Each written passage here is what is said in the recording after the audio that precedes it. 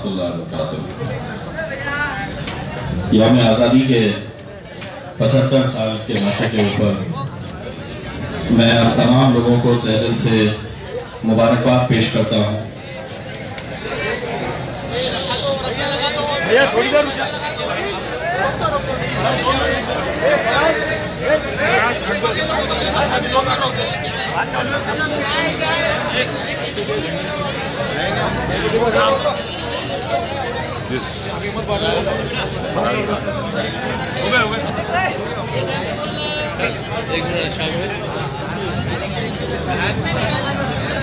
ये मंजर इस मुल्क की हुकूमत में देखना चाहिए था कि जब तिरंगा आया तो उस तिरंगे को हासिल करने के लिए नौजवानों का जोश देखिएगा कि कैसा है कि ये तिरंगा मेरे हाथ में आना चाहिए।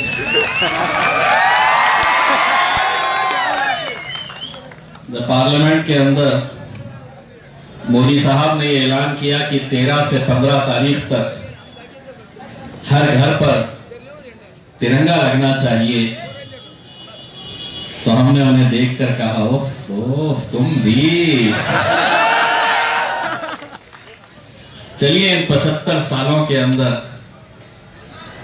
इस मुल्क के मुसलमानों को इस बात का फख्र होना चाहिए कि जो दौर जिसका चल रहा है, जिसकी हुकूमत इस मुल्क के अंदर है, आखिर हम लोगों ने उन्हें मजबूर तो किया है कि उनके झंडे को हटाए और हमारे तिरंगे झंडे को हर घर के ऊपर लहराए। और जब वो 3 दिन की बात कर रहे थे तो हम ये कह रहे थे कि हम तो पिछले 75 सालों से इसे बड़े फख्र के साथ अपने घरों पर, अपने दफ्तरों पर हम लहराते आए हैं। उन्होंने कहा कि अपने पार्टी के लोगों को कहा कि अपने अपने शहरों में जाओ और तिरंगा रैली निकालो। मैंने कहा ओफो, ये भी हमसे ही सीख रहे हैं।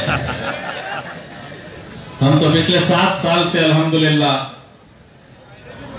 अपनी गाड़ियों के ऊपर तिरंगा लहराते हुए शहर की गलियों गलियों तक हम जाते हैं, ये पैगाम देने के लिए ये मुल्क से हम कितनी मोहब्बत करते हैं।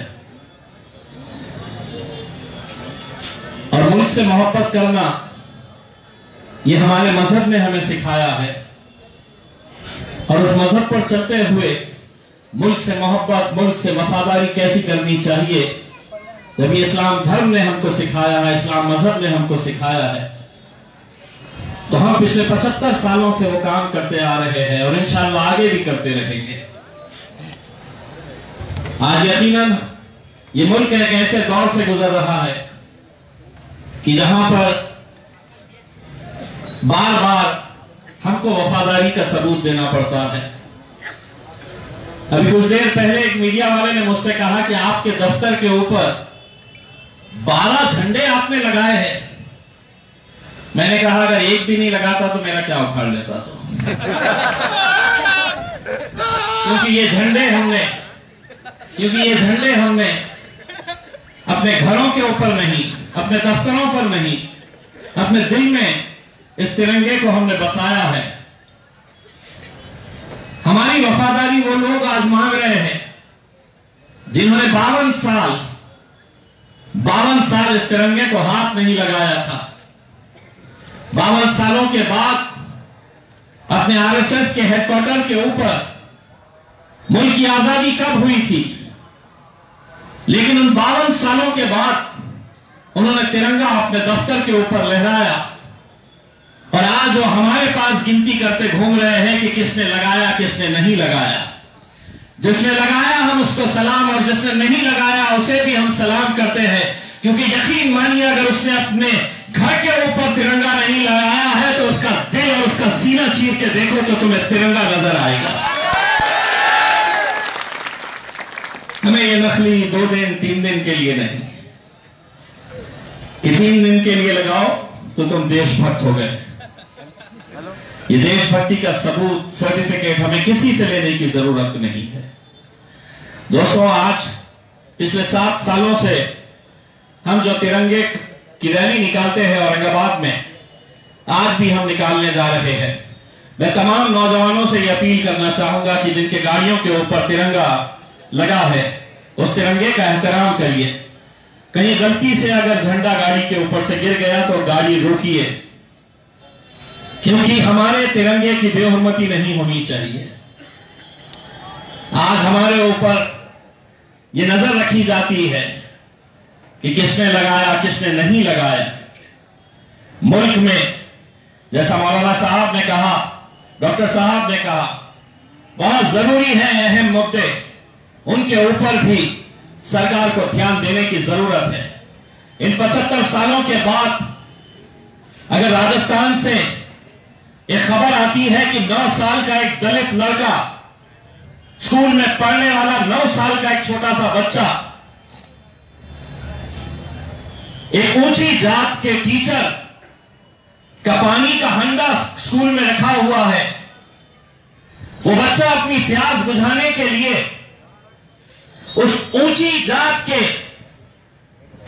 टीचर का जो पानी का हंडा था उसमें से जाकर वो पानी पी लेता है, अपनी प्यास बुझाता है, तो वो ऊंची जात का टीचर इतना आग बबूला हो जाता है, उसे इस तरह से बुरी तरह से पीटता है कि वो 9 साल के बच्चे की जान चले जाती है, वो मर जाता है।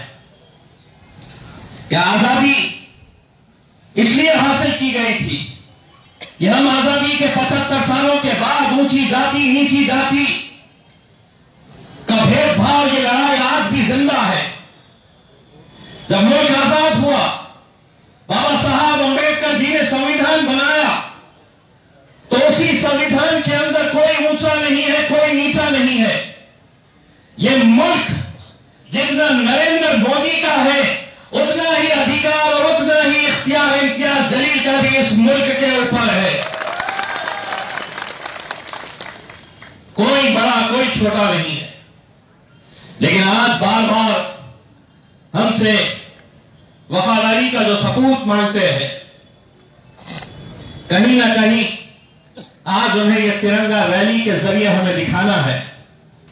मुझे नासिर भाई ने अभी बताया कि अलग अलग पार्टियों के तिरंगा रैली निकली है, किसी में 25 थे तो किसी में 50 थे।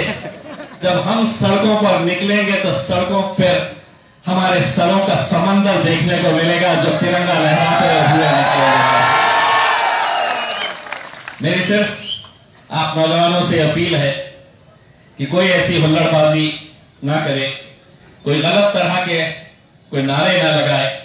आज यौम आजादी का 75वां साल हम मना रहे हैं और उसे पूरी शान के साथ, पूरे जोश के साथ, पूरे जज्बे के साथ आप हमारे साथ चलिएगा। मैं इस मौके के ऊपर हमारे जो जिला सदर थे समीर साजिद साहब, उनका तहे दिल से शुक्रिया अदा करता हूं कि 2 दिन पहले ये तय हुआ कि पिछले कई सालों से हम जो झंडा वंदन का कार्यक्रम लेते हैं वो इस बार भी दारुसलाम के ऊपर लेंगे। और 2 दिन के अंदर उन्होंने दारुसलाम को जिस तरह से सजा दिया है, मैं समझता हूं कि समीर भाई के लिए भी आप तालियां बजाकर उनका स्वागत कीजिए। शालिद नक्शबंदी साहब, हमारे पार्टी के दूसरे जितने भी ओहदेदार हैं, अभी फिलहाल औरंगाबाद शहर के अंदर कोई बॉडी नहीं है। मैं तमाम आप लोगों को कहूंगा कि जो लोग काम कर रहे हैं इंशाअल्लाह 2 दिनों के अंदर हम वो बॉडी का ऐलान भी करेंगे औरंगाबाद के अंदर। हम अभी एक पार्टी की तरफ से एक हमारी इंडस्ट्री की एक कामगार यूनिट भी हम शुरू करने जा रहे हैं, ताकि जितने इंडस्ट्रीज हैं यहाँ पर उनको हमारे नुमाइंदे जाएंगे और ये बताएंगे कि अब इस इंडस्ट्री के ऊपर ये नौजवानों को भी नौकरी मिलनी चाहिए। वो बॉडी भी बनाने जा रहे हैं। मैं 2 दिनों में इंशाल्लाह प्रेस कॉन्फ्रेंस लेके हम ये तमाम नई बॉडी का ऐलान करेंगे। और आप जिसे चाहते हैं, आपने मुझे चाहा तो मैं दिल्ली गया। अब आपके शहर की, आपके जिले की नुमाइंदगी जो होना है वो हम इंशाल्लाह आने वाले 2 दिनों के अंदर प्रेस कॉन्फ्रेंस लेके इसका ऐलान करेंगे। बस आप लोग हमारे साथ तिरंगा रैली के लिए निकलिएगा, कहीं कोई हुल्लड़बाजी ना हो, इसका ख्याल रखिएगा। बहुत बहुत शुक्रिया।